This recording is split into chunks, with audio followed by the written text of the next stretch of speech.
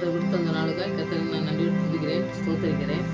இன்னைக்கு நாம் 1 பேதுரு 5:6 உள்ள அவருடைய கரத்தில் இருக்கிறத பற்றி தான் நம்ம ஒன்றா படிச்சுட்டு இருக்கோம். இன்றைக்கி இயேசுவின் நாமத்தில் சுகம் எப்படி அவருடைய கரத்தில் இருக்கும்போது நம்மளை எப்படி பயன்படுத்துகிறாரு அப்படிங்கிறத நம்ம இன்றைக்கி தியானிக்கலாம். அதில் நாம் நிறைய காரியங்கள் இருக்குது. அதில் எப்படி ஆண்டவர் சுகம் கொடுத்து எப்படி அவங்க சுகம் பெற்றாங்க அப்படிங்கிறத பற்றி நம்ம படிக்கலாம். எப்படி பயன்படுத்துவார், நம்மளையும் எப்படி பயன்படுத்துவாருங்கிறத நம்ம உணர்ந்து நம்ம ஜெபிக்கும் பொழுது இந்த காரியங்களால் நம்மளையும் கொண்டு ஆண்டவர் செய்ய முடியும். அதுதான் இன்றைக்கி நம்ம தியானிக்கலாம். ஜெபிப்போம். நல்ல தகவலை நமக்கு நன்றி செலுத்துகிற சுவாமி, இந்த வசனங்களை தியானிக்கும்போது எங்களோட நீ பேச வேணுமா ஜெபிக்கிற சுவாமி. எங்களுக்கு விசுவாசிகளுக்கென்று எங்களுக்கு கொடுத்திருக்கிற ஒரு வரங்களை நாங்கள் பயன்படுத்தவும் எப்படி பயன்படுத்த வேண்டும் என்றும் ஆண்டவரே அன்றைக்கு அப்போஸ்தலர்கள் மூலமாய் செய்த அதே ஆண்டவரே அற்புதங்களை இன்றைக்கும் செய்ய வளமுள்ள தேவனாக இருக்கிறீங்க என்ற அந்த விசுவாசமே இந்த நாட்களில் இந்த வசனங்களை தியானிக்கும் பொழுது எங்களுக்கும் இப்படிப்பட்ட வரங்கள் இருக்கும் என்றால் நீங்கள் தந்திருப்பீங்க என்றால் அதை எப்படி பயன்படுத்த வேண்டும் என்று நாங்கள் பயன்படுத்தி அநேகருக்கு ஆண்டவரே சாட்சிகளாக எழுப்ப தேவனுடைய நாமத்தை மகிமைப்படுத்தி வாழ எங்களுக்கு கற்றுத்தரமா இருக்கிற சுவாமி. ஒவ்வொரு நாளும் வார்த்தைகள் மூலமாக எங்களோடு கூட பேசி நேரத்திலமா இருக்கிற ஸ்தோத்திரிக்கிறேன். எல்லாவற்றையும் நீங்களே எனக்கு சொல்லித்தந்து எங்களை ஆண்டவரை நடத்தி செல்லுமா ஜெபிக்கிறேன். இயேசுவின் நாமத்தில் ஜெபங்களும் நல்ல பிதாவே, ஆமென். இன்னைக்கு நம்ம இயேசுவின் நாமத்தில் சுகம் அவருடைய கரத்தில் இருக்கும் பொழுது அவருடைய நாமத்தில் நமக்கு சுகம் ரொம்ப முக்கியமானது. அது நமக்கு உடம்புல ஒரு வியாதி வருதுனாக்கி நம்ம வைத்தியர்கிட்ட போகிறோம், டாக்டர்கிட்ட போகிறோம். அவங்க ஒரு சில காரியங்கள் செய்கிறாங்க. அப்போ அவங்களால முடியாத காரியங்கள்னு நிறைய இருக்கும் பொழுது அதை இயேசுவின் நாமத்தினால சுகம் பெறதுக்கு நம்ம ஆண்டவர் நிறைய காரியங்கள் செய்ததை நம்ம பார்க்கலாம், அற்புதங்களை. அவங்க அப்போஸ்தலர்கள் மூலமாக செஞ்சதை நம்ம இப்போ பாருங்கள், நம்ம மூலமாகவும் ஆண்டவர் செய்கிறதுக்கு வல்லமுள்ளவர். அந்த மாதிரி வரங்களை நமக்கு தந்திருக்காரு. குணமாக்கும் வரங்கள், ஒவ்வொரு வரங்களை பற்றி நம்ம படித்தோம். அந்த மாதிரி வரங்களை ஆண்டவர் தரதுக்கு வல்லமுள்ள தேவன் அதை நமக்கு தந்திருக்காரு. அதை நம்ம பயன்படுத்தணும். அதை பயன்படுத்துறதுக்கு தான் இன்றைக்கி இந்த வசனங்களில் நம்ம படிக்கலாம். அப்போஸ்தல 3வது அதிகாரம் சொன்னாலே எல்லாருக்குமே நிறைய வேதம் வாசிக்கிறவங்களா இருந்தோம்னா நிறைய தெரியும். ஒரு பிறவியிலே நடக்க முடியாத ஒரு மனுஷன் அது அந்த அப்போஸ்தல 4:22 பார்த்தா 40 வயசுக்கு மேற்பட்டவன்னு சொல்லி போட்டிருக்கு.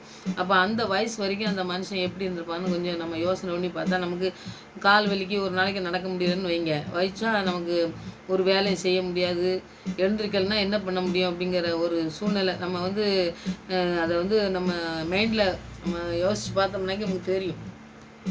40 வருஷம் அந்த மனுஷன் இப்படி இருந்திருக்காரு அப்படின்னு சொல்லி நம்ம பார்க்கும்போது ஆண்டவர் அப்படிப்பட்ட மனுஷனை தேடி ஆண்டவர் சுகப்படுத்த அப்போஸ்தலர்கள் மூலமாக சுகப்படுத்துனதை நம்ம பார்க்கலாம். இந்த 3வது அதிகாரத்தில் 2வது வசனத்தை நீங்கள் படித்து பார்த்தீங்கன்னாக்கி, அப்பொழுது தன் தாயின் வயிற்றிலிருந்து இந்த தாயின் வயிற்றிலிருந்து சப்பானியாய் பிறந்த ஒரு மனுஷன், அந்த வயதுலேருந்து பிறந்த உடனே அந்த மனுஷன் கால் நடக்க முடியாதவனாக பிறந்த ஒரு மனுஷனை சுமந்து கொண்டு வந்தார்கள். தேவாலயத்திலே பிரவேசிகளிடத்தில் பிச்சை கேட்கும்படி நாள்தோறும் அவர்கள் அலங்கார வாசல் எனப்பட்ட தேவாலய வாசலில் வைப்பார்கள். இப்போ அவங்களுக்கு முடியாது, அவனால் என்ன செய்ய முடியாது அப்படிங்கும்போது அவனை சுமந்துட்டு மற்றவங்க கொண்டு வந்திருக்கலாம், இல்லாட்டா தாய் தப்பன் கொண்டு வந்தாங்களா என்னன்ட்டு அது கரெக்டாக தெரியலனா கூட அவனுக்கு சாப்பிட்றதுக்கு ஏதோ அன்னைக்கு வேணும்.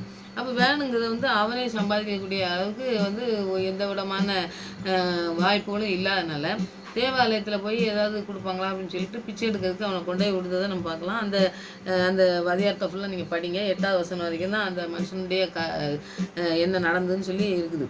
அப்போ பாருங்கள், ஏதாவது கிடைக்குமான்னு சொல்லி வரவங்ககிட்டலாம் கேட்டு அந்த மாதிரி வாங்கிட்டு இருக்க டயத்தில் பேதுருவும் யோவானும் போகிறாங்க. 2 பேரும் போய் அந்த ஆலயத்துக்கு எப்பவும் போகிற மாதிரி அவங்க போகும்போது பார்த்திங்கனாக்கி அவனை பார்த்து என்ன பார்க்காங்க. பார்த்துட்டு ஐயோ இப்படி முடவனாக இருக்கானே, இப்படி இருக்கானேன்னு சொல்லி அது ஆண்டவருடைய ஒரு சுகப்படுத்துகிற ஒரு வல்லமை தான். நம்ம ஒரு சில காரியங்கள்லாம் பாருங்கள், இடத்துல போன உடனே பார்த்த உடனே அவங்க ஜெபித்த உடனே பாருங்கள் சுகம் கிடைக்கும்.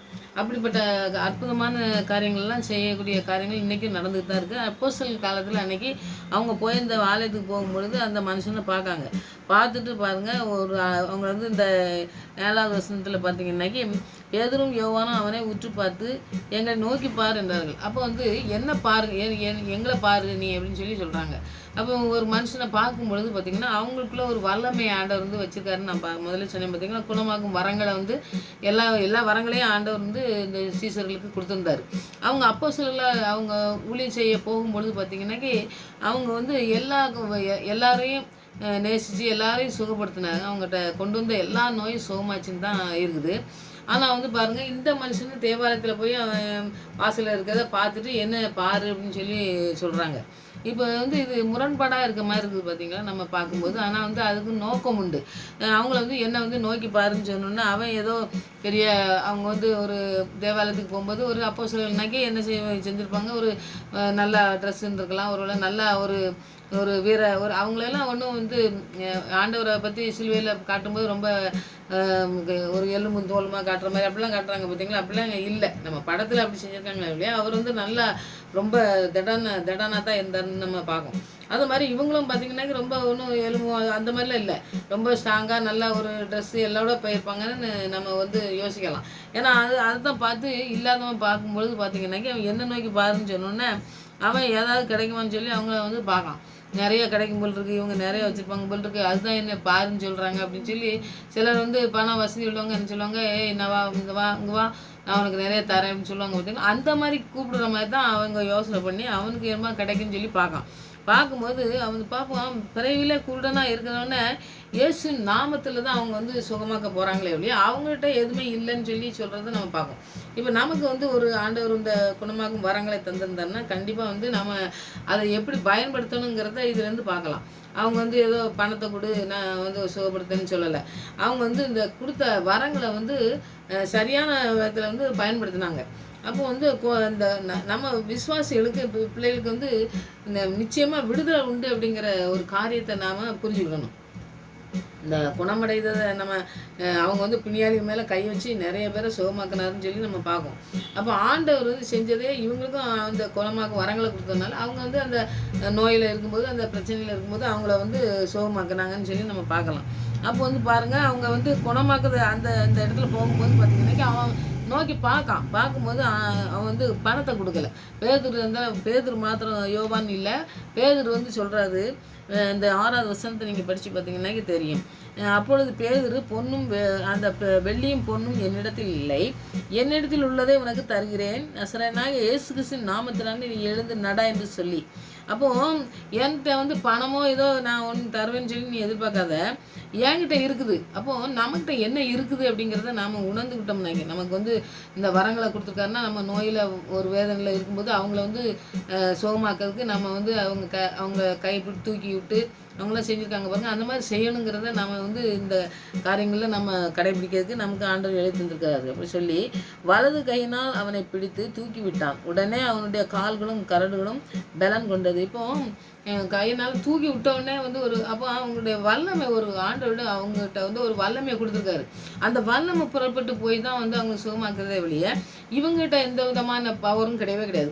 அப்போ என்கிட்ட இருக்கிறத நான் தரேன்னு சொன்னோம்னா இயேசுவின் நாமத்தை நான் வந்து இந்த அந்த வரங்கள் என்கிட்ட இருக்குது, அந்த வரங்கள் தான் நான் உனக்கு அந்த வரங்கள் அந்த வல்லமை தான் நான் உன் மேலே வருது, உனக்கு சுகமாக்குதுன்னு சொல்லி முதல்ல சொல்லியிருந்தாங்க. சொல்லிவிட்டு அந்த சுகமாக்கியே விடுதாங்க. அவன் உடனே குதித்தெழுந்தான்னு சொல்லி போட்டிருக்குது. நடக்க முடியாத மனுஷன், 40 வருஷமாக இருந்த மனுஷன் வந்து குதித்தெழுதானாக்கி அப்போ எவ்வளோ பெரிய ஒரு வல்லமை அவனுடைய சரீரத்துக்குள்ளே போயிருக்கணும்னு பாருங்கள்.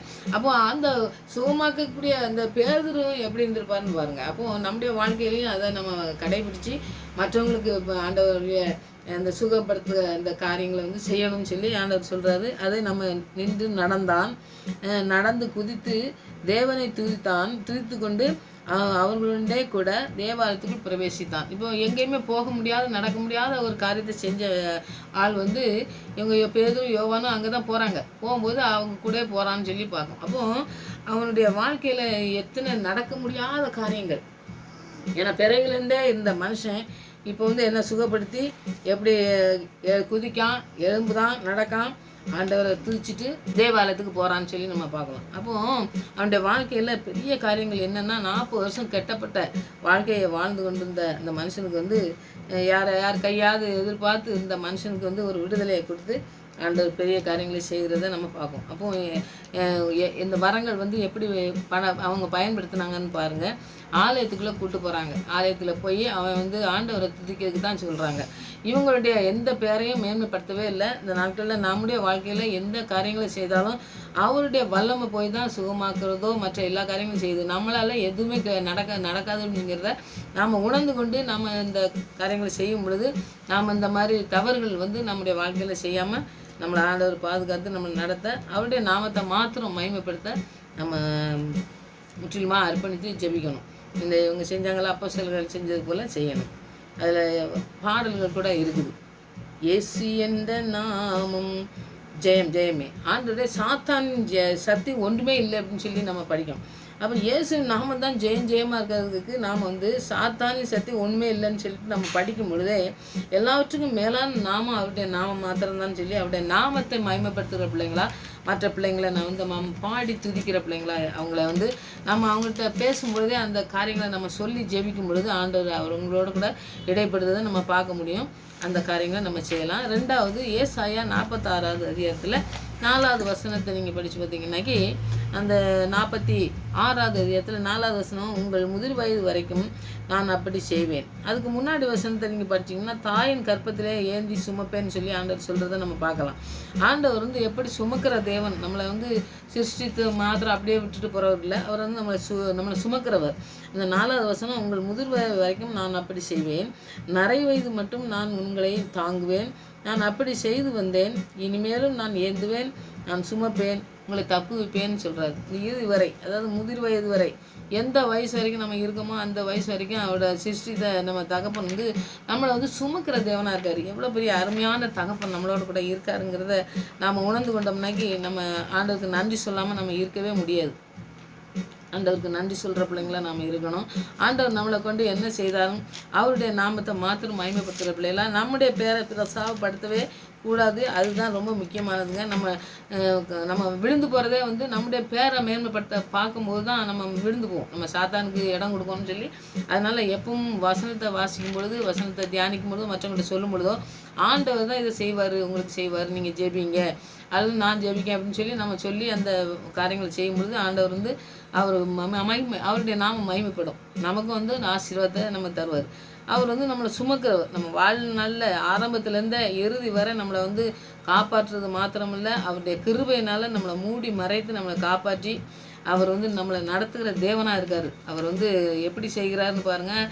நம்மளை சுமந்து செல்கிறார். நம்ம தாயின் கருவிலே பிறந்து நம்ம வரும்போதே பிறவங்களுக்கு முன்னாடியே அவர் தேர்ந்தெடுத்து அது கடைசி வரைக்கும், அதாவது ஏந்தி சுமந்து நம்மளை நரை வயது வரைக்கும்னா நம்ம எத்தனை வயசு வரைக்கும் இருக்கோமோ, அதாவது ஒரு சில காரியங்கள்லாம் பாருங்கள், நமக்கு வயதான காலத்தில் நமக்கு முடியாத சூழ்நிலைலாம் வரும் பார்த்தீங்களா, அந்த காரியத்தை அந்த நாட்களிலும் கூட நான் ஒன்று சுமப்பேன் அப்படிங்காரு.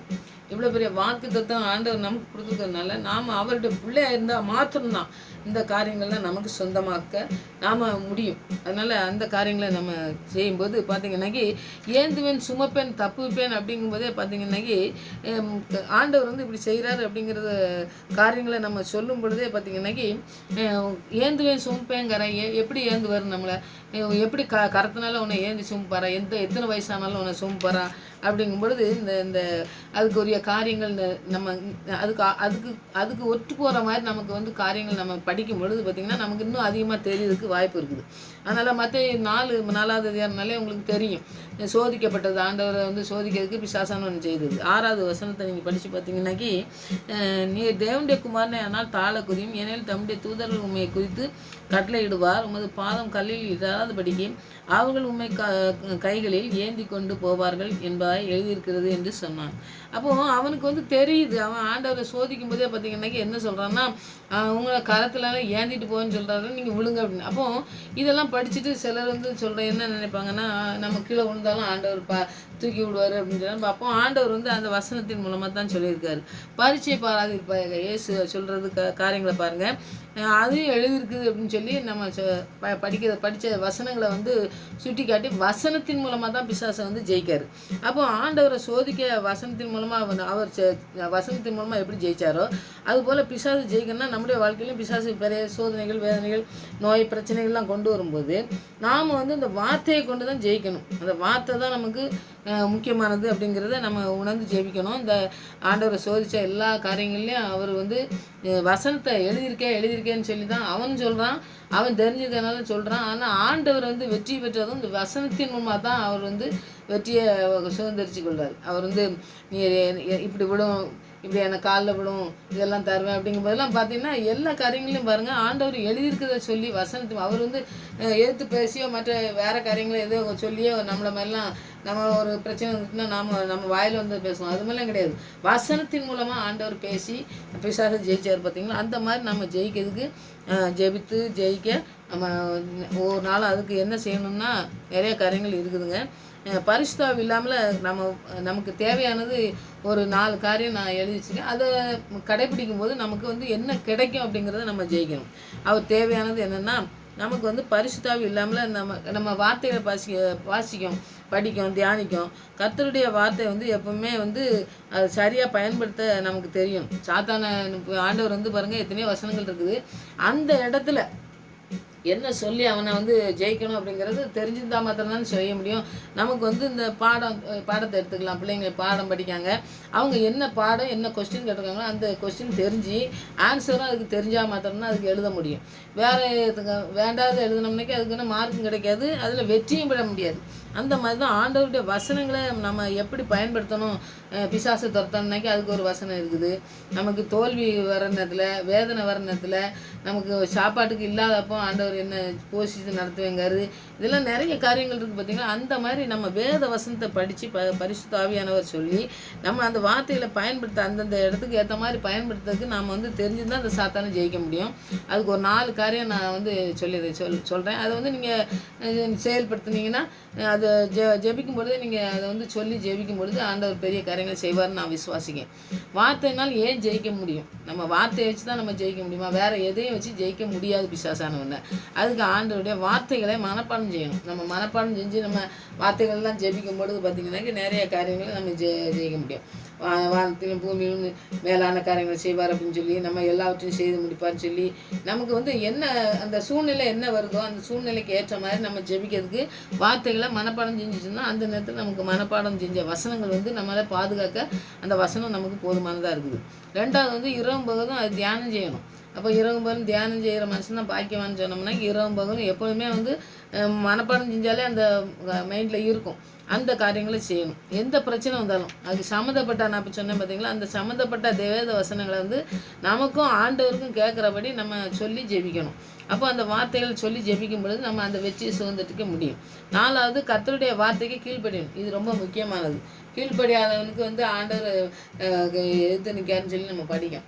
அவருக்கு ஏற்றுனோம்னாக்கி நாம் வந்து நம்முடைய வாழ்க்கையில் எதுலையுமே ஜெயிக்க முடியாது. பிசாசனும் நல்லா நம்மளுக்கு என்ன செய்யணுமோ செஞ்சுருவோம். அதனால் பிசாசு ஜெயிக்கணும்னாக்கி நம்ம ஒரே வழி என்ன ஜெபிக்கணும், ஜெயம் எடுக்கணும்னா நமக்கு ஒரு கீழ்ப்படுதல் இருக்கணும். அவருடைய வார்த்தை நம்மளோடு கூட இருக்கணும். அவரை தியானம் பண்ணணும்.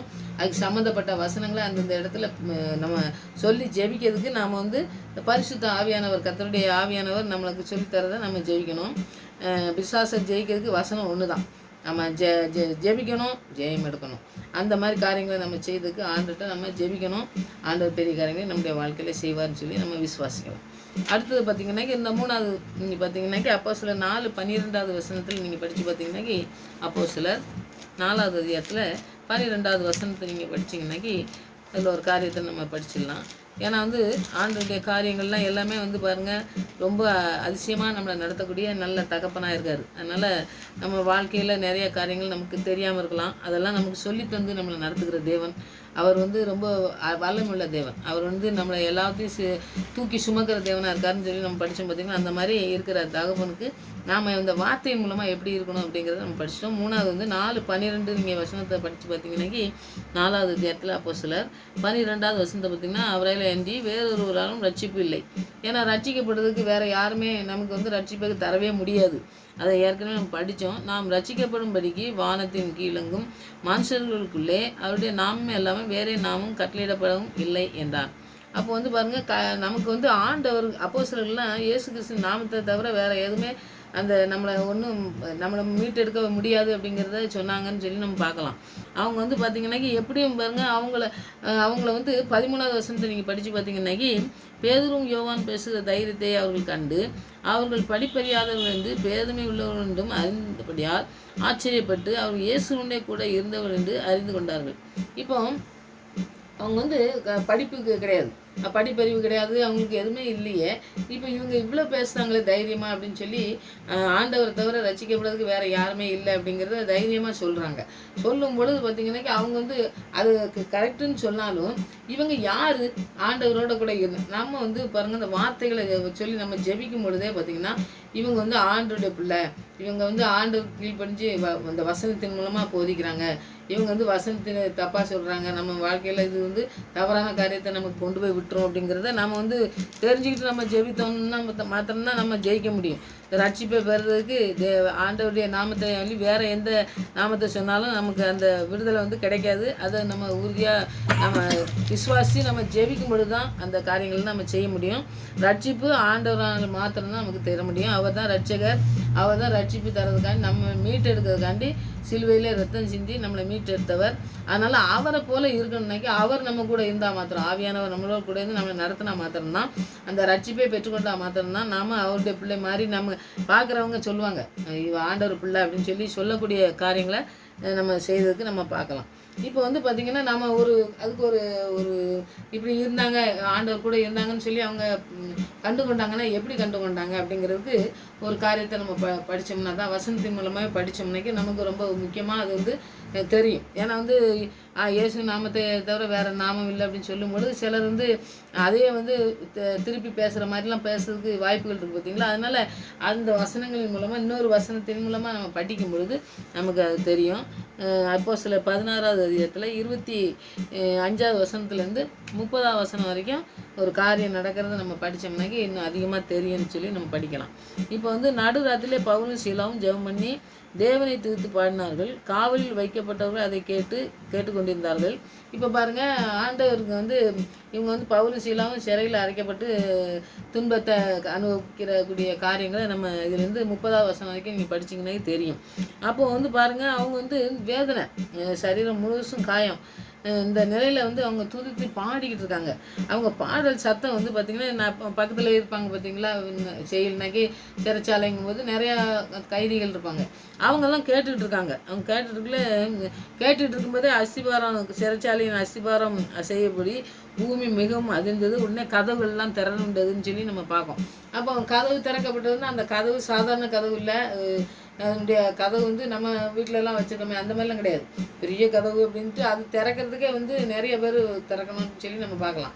அப்படிப்பட்ட கதவு அது எல்லாம் தன்னாலே திறக்கும்போது அப்போ இந்த சிறைச்சாலையெல்லாம் அஸ்திபரமே ஆடுதுனாக்கி அப்போ பாருங்கள் பூமி மிகவும் அதிர்ந்ததுன்னு சொல்லி போட்டிருக்கு. அப்போ அந்த இடம் வந்து இந்த அப்போ சில 2வது இடத்துல அவங்க ஜெபிக்கும் பொழுது இந்த இடம்லாம் ஜெபித்த இடம்லாம் அசைஞ்சது. இந்த மாதிரி இவங்க ஜெபிக்கும் பொழுது பார்த்திங்கன்னா வேதனையோடு ஜெபிக்கும் பொழுது அந்த துதிச்சு பாடின பாடல் மூலமாக பாருங்கள் ஆண்டோடைய அந்த ஆவியானவர் வந்து அவங்களோட கூட இருக்கிறதுனால அவங்க எப்படிப்பட்டவங்கன்னு தெரிஞ்சுக்கிட்டாங்கன்ட்டு சொல்லி சொல்கிறதுக்காண்டி தான் இந்த வசனத்தை நான் சொல்கிறேன்.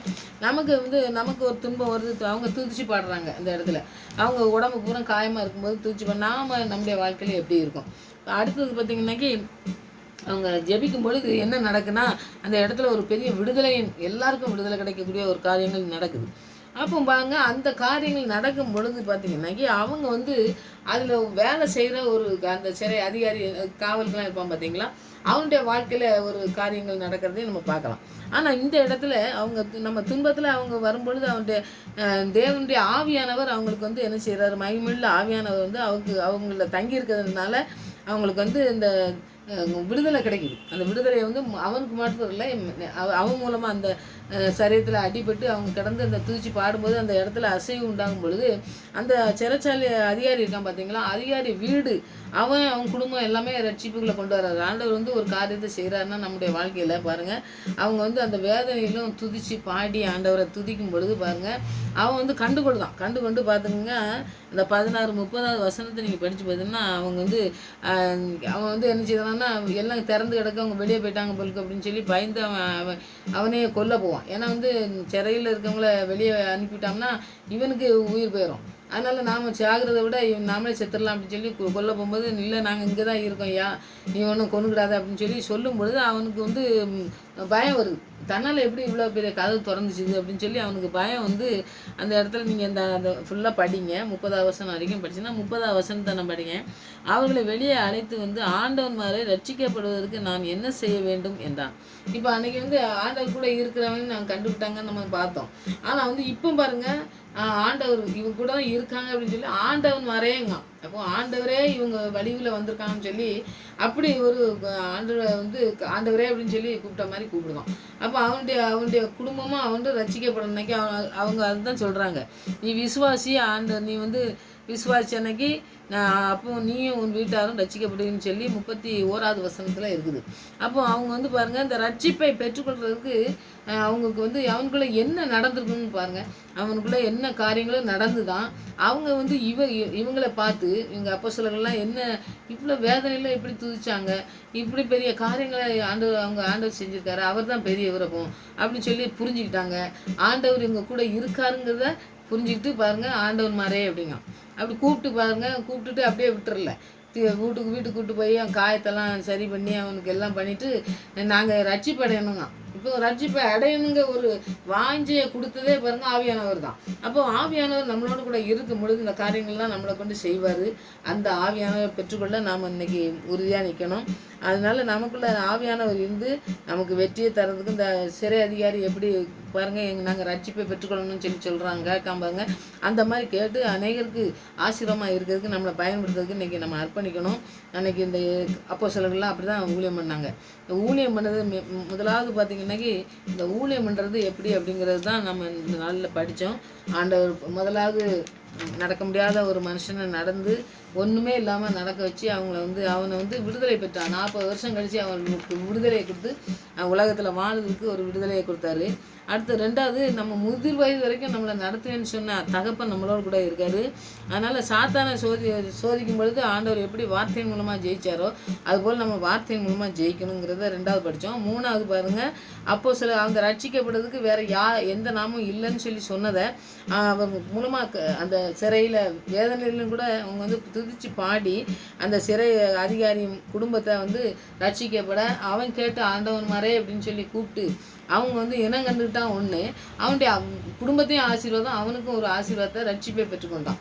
இப்படிப்பட்ட பெரிய காரியங்களை வந்து செய்கிறதுக்கு தான் நம்மளை வந்து அழைச்சி வச்சுருக்காரு. அந்த அழைப்பை புரிஞ்சுக்கணும். நமக்கு சுதந்திரத்துக்கு நமக்கு வந்து இந்த அதிகாரமும் நமக்கு கிடையாது.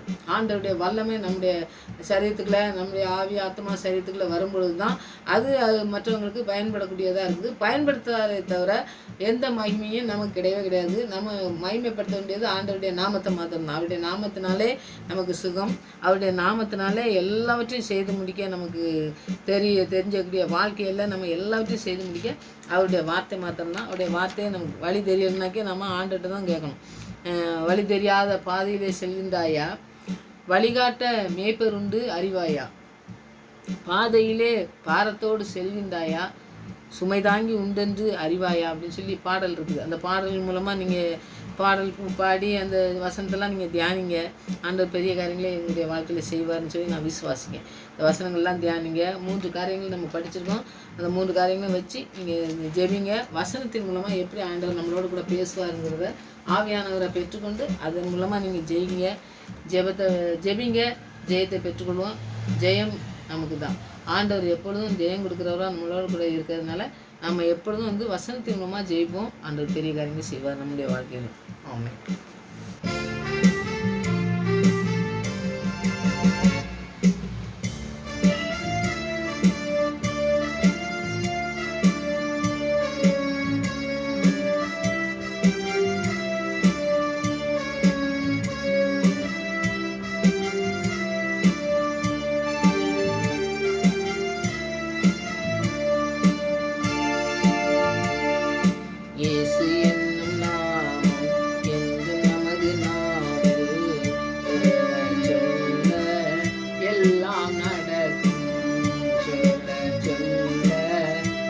எல்லாம் நடக்கும்.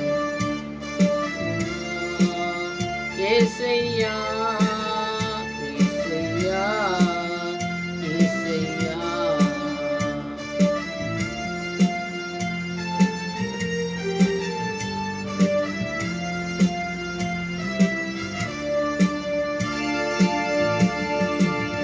பிறவியிலே முடவன் பேசுனதால் நடந்தான்.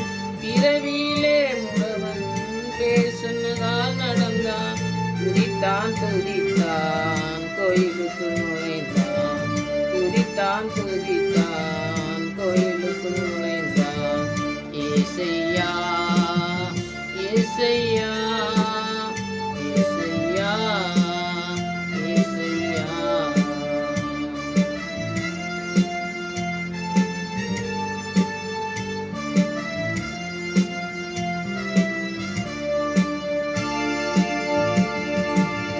லெகியோன் ஓடி வந்தான், இயேசுவே என்றழைத்தான். லெகியோன் ஓடி வந்தான், இயேசுவே என்றழைத்தான். 6000 பிசாசுகள் அடியோடு அழிந்தன. 6000 பிசாசுகள் அடியோடு அழிந்தன. ஏசையா ஏசையா ஏசையா ஏசையா.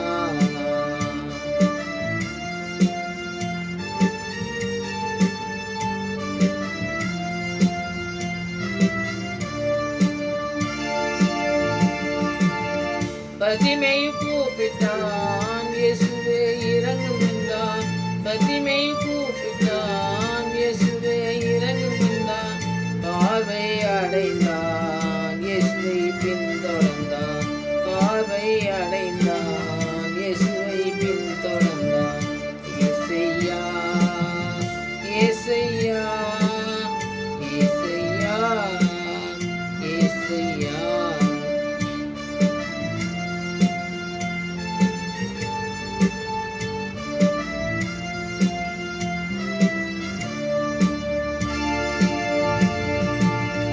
மனிதர் மீட்படைய வேறு ஒரு நாமமில்ல. மனிதர் மீட்படைய வேறு ஒரு நாமமில்ல. வானத்தின் கீழெங்கும் பூமியின் மேலெங்கும். வானத்தின் கீழெங்கும் பூமியின் மேலெங்கும். ஏசையா ஏசையா ஏசையா ஏசையா.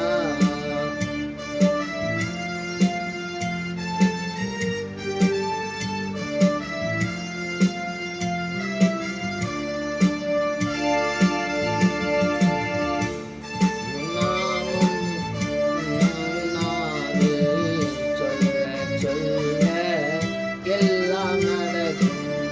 சொல்ல சொல்ல எல்லாம் நடக்கும்.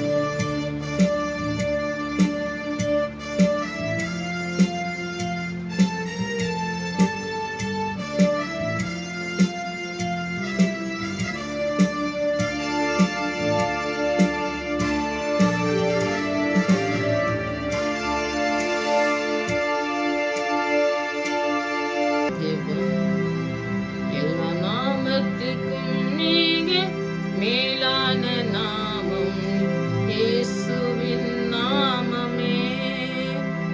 எல்லா தலைமுறை என்று போற்றிடும் நாமம் இயேசுவின் நாமமே. இயேசு நாமமே ஜெயம் ஜெயமே. சாத்தானின் சக்தி ஒன்றுமில்லையே. இயேசு நாமமே ஜெயம் ஜெயமே. சாத்தானின் சக்தி ஒன்றுமில்லையே. அல்லேலூயா ஓசன்னா அல்லேலூயா அல்லேலூயா ஆமென். ஜெயம் அல்லேலூயா ஓசன்னா அல்லேலூயா அல்லேலூயா ஆமென். ஆம் சுவாமி, உங்களை எல்லா நாமத்துக்கும் மேலான நாமத்தை தரித்தவராய், எங்களோடு கூட வாசம் செய்கிறவராய், எங்களை தூக்கி சுமக்கிறவராய், எங்களுக்கு வரங்களை தந்து பயன்படுத்துகிறவராய், தகப்பனே உமக்கு ஸ்தோத்திரம். உண்மை போல மாற்றுகிறவராய் இருக்கிறபடியாக நன்றி செலுத்துவாங்க. அன்றைக்கு அப்போஸ்தலர்களை எப்படி மாற்றி வழிநடத்தினீரோ அதுபோல எங்களை வழிநடத்த ஆண்டவரே நாங்கள் அர்ப்பணிக்கும் பொழுது அற்புதமாய் நடத்துகிற தேவனாய் இருக்கீங்க. நன்றி செலுத்துகிறோம் சுவாமி. எந்த தகுதியும் எங்களுக்கு இல்லை என்றாலும் ஆண்டவரே எங்களை தெரிந்து கொண்டீங்களே, அதற்காக உங்களுக்கு நன்றி. உங்களுடைய அன்பை நாங்கள் இந்த உலகத்தில் எங்கும் பார்க்கவே முடியாது ஆண்டவரே. நீங்க செய்த ஆண்டவரே கிரியைகளை, நீங்க செய்த கிருபைகளுக்கு அளவே இல்லை ஆண்டவரே. உங்களுடைய அன்பு எத்தனை பெரியது என்பதை நாங்கள் எங்களுடைய வாழ்க்கையில அறிந்து கொண்ட போது மாத்திரம்தான் உமக்கு கீழ்ப்படிந்து நடக்க முடியும். வசனங்களை கொண்டு நாங்கள் பிசாசை ஜெயிக்க எங்களுக்கு கற்றுத்தருகிற தேவன் எங்களோடு கூட இருக்கிறீர். அதை நாங்கள் ஆண்டவரை கற்றுக்கொள்ள எங்களுக்கு கிருபை தரணுமா ஜெபிக்கிறோம். ஆவியானவர் எங்களை வழிநடத்தத்தக்கதாக இந்த நாட்களில் அர்ப்பணிக்கிறோம் சுவாமி. நீங்க அற்புதமாய் நடத்த வேண்டுமா ஜெபிக்கிறோம். வசனங்களை நாங்கள் தியானிக்கணும் ஆண்டவரே. வசனங்களை எப்பொழுதும் நாங்கள் மனதிலே வைத்து இதயத்திலே அதை எழுதி வைக்கணும் சுவாமி. உங்களுக்கு கீழ்ப்படியணும் ஆண்டவரே. எந்த இடத்திலே நாங்கள் எங்களுக்கு என்ன தேவையோ அதை நாங்கள் சொல்லி வசனத்தின் மூலமாக பிசாசை ஜெயிக்க வசனங்களை நாங்கள் இன்னும் அதிகமாக தியானிக்க எங்களுக்கு கிருபை தரணுமா ஜெபிக்கிறோம் ஆண்டவரே. எங்களோடு கூட இருந்து எங்கள் வழிநடத்துவதை நாங்கள் உணர்ந்து கொள்ள கிருபை செய்யுங்க. எங்களுடைய வாழ்க்கையில நீ செய்ய திட்டங்களை நிறைவேற்ற, எங்களுடைய வாழ்க்கையில இருக்க குறைகளை நிறைவாக்க நாக்கி பார்க்கிறோம் சுவாமி. எங்களுடைய பாதத்தில் அமர்ந்திருக்க கிருபை செய்யுங்க. அது மாதிரியா நல்ல பங்கை தெரிந்து கொண்டது போல உங்களுடைய வசனத்துக்கு நிறுவனம் கொடுக்கிற பிள்ளைகளா நாங்கள் இருக்க கிருபை செய்யுங்க. அதுல எந்த குறைகள் இருக்குமானால் எங்கள் குறைகளை நிறைவாக்கி தரணுமா ஜெபிக்கிறேன் ஆண்டவரே. எங்களுக்கு விடுதலை உங்களுடைய கருத்திலிருந்து, ஆசீர்வாதம் உங்களுடைய கருத்திலிருந்து வந்து ஆண்டவரே உம்முடைய நாமத்தை மகிமைப்படுத்த நாங்கள் வாழ எங்களுக்கு கிருபை தரணுமா ஜெபிக்கிறேன் ஆண்டவரே. ஒவ்வொரு நாளும் எங்களை நடத்தி ஒரு பாதைகளுக்காக நன்றி, இன்னும் நடத்த போவதற்காக நன்றி செலுத்துறோம். சுக வேலை எல்லாம் உங்களுடைய கருத்திலிருந்து பெற்றுக்கொண்டு உமக்கு சாட்சிகளாக நிற்க கிருபை செய்யுங்க. அர்ப்பணிக்கிற ஒவ்வொரு பிள்ளைகளும் ஆண்டவரை கேட்கிற பிள்ளைகளுக்கு என்ன தேவையோ அதை செய்து முடிக்க வேணுமா ஜெபிக்கிறோம். சுகம் வேண்டும் என்றால் ஆண்டவரை சுகத்தை தந்து நீ நடத்த வேணுமா, இன்றைக்கு சாட்சி பிள்ளையா நிற்க ஆண்டவரை நிறுத்த வேண்டுமா ஜெபிக்கிறோம். கிருபையினால் மூடி மறைத்து ஆண்டவரே முதிர் வயதிலும் உன்னை தாங்குவென்று சுமப்பேன் தப்புவேன் சொன்ன தேவ கிருபை இந்த கரம் எங்களோடு கூட இருந்து எங்களை வழிநடத்துவதை நாங்கள் உணர்ந்து கொண்டு உங்களுக்கு அர்ப்பணிக்க கிருபை செய்ய தருவதை ஒவ்வொரு வாழ்க்கையிலும் நீங்க பிரவேசிங்க ஆண்டவரே. உங்களுடைய ஆவியானவரை ஊற்றுங்க, பிள்ளைகளை ஆசீர்வதிங்க. ஒவ்வொரு பிள்ளைகளையும் நாங்கள் அர்ப்பணிக்க, குடும்பங்களை அர்ப்பணிக்க நாம் தகப்பனே அந்த சிறை அதிகாரி குடும்பத்தையும் ஆண்டவரை ரட்சிக்க ஆண்டவரே ரட்சிப்பை பெற்றுக்கொண்டானே அதுபோல நாங்களும் ரட்சிப்பை பெற்றுக்கொண்டு வாழ எங்களுக்கு கிருபை செய்யுங்க. குடும்பம் முழுவதும் ஆசீர்வாதத்தை சுதந்திரத்துக் கொள்கிற நாட்களாக நாங்கள் மாற தேவ கிருபை எங்களுக்கு போதுமானதா இருக்க வேண்டுமா செய்வீங்க. கர்த்தர் அப்படியே உங்களுடைய கரத்துல இருப்பதை நாங்கள் உணர்ந்து கொள்ளவும், கரத்துல இருந்தால் நீங்க ஆசீர்வதிப்பீங்க என்ற அந்த உறுதியான விசுவாசத்தை நாங்கள் பலப்படவும் இந்த வசனங்களை தியானித்து வசனத்தின் மூலம் ஜெயிக்கவும் நீங்க இன்னும் அதிகமாக கற்றுக்கொண்டு வண்ணத்தமா ஜெயிக்கிறோம். ஆசீர்வாதத்தை இந்த நாட்களை தந்து வழிநடத்த பொருட்காக நன்றி செலுத்துறோம். உங்களுடைய ஜெபத்துக்கெல்லாம் பயன்படுத்தி எங்களை வழிநடத்த தயவுக்காக நன்றி, இன்னமும் நடத்த பொருட்காக நன்றி செலுத்துறோம். உங்களுடைய கருத்தில் அர்ப்பணிக்கிறோம். மீதியான நேரத்தையும் மீதியான காலங்களிலும் நீங்க பொறுப்படுத்தி எங்களை வழிநடத்தி செல்லுமா ஜெபிக்கிறோம். பிசாசை ஜெயிக்க எங்களுக்கு கற்றிருந்து வழிநடத்தமா ஜெபிக்கிறோம். துதிக்கிற ஸ்தோத்திரிக்கிறேன். வரும் சமுத்திர வருமுறை எங்களை காத்து வழிநடத்தமா ஜெபிக்கிறேன். துதிக்கிற மகிமையாக செலுத்துகிறேன். இயேசு ஜெபங்களை